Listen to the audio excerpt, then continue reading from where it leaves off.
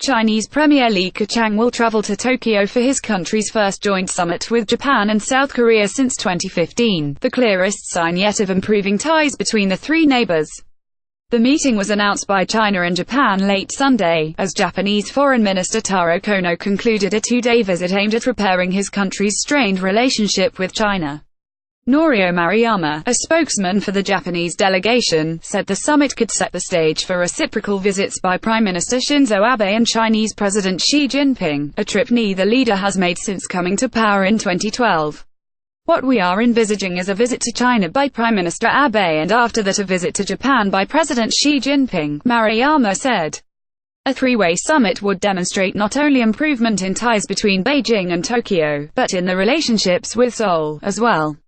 China recently shelved a months-long dispute with South Korea over a U.S. missile shield, and Abe last week announced plans to attend next month's Winter Olympics in Pyeongchang.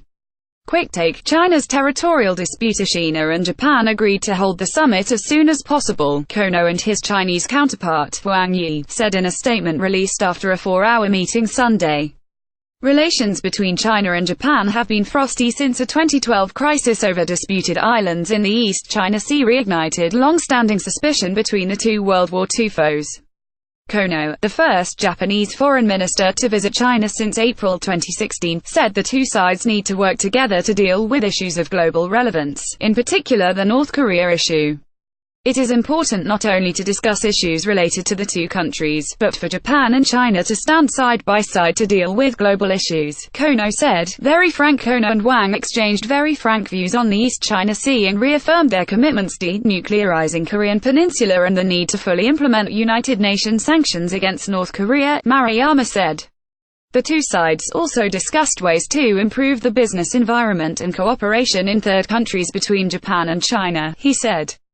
China is Japan's biggest trading partner, while Japan is China's second-largest single-nation partner after the U.S. trade between the two countries was worth some $302 billion in 2016, according to data compiled by Bloomberg. The diplomatic thaw has progressed despite continued signs of tension between the two sides. Earlier this month, China urged Japan to stop stirring up trouble after the country protested a nuclear Chinese submarine near the disputed islands. Li, the Chinese premier, told Kono on Sunday that Japan needed to properly handle sensitive issues related to history and differences between the two sides, according to China National Radio. Wang, the foreign minister, similarly urged Japan to put words into actions when it comes to normalizing the relationship. At present, China-Japan relations are at a crucial stage, he said. There is positive progress, but many disturbances and obstacles remain. A survey conducted late last year, just 23% of Chinese respondents and 6.7% of Japanese saw ties between the two countries as good. A previous version of this story corrected date of last trilateral summit to say it was held in 2015, with assistance by Peter Martin, Ding Min Zhang, and Isabel Reynolds.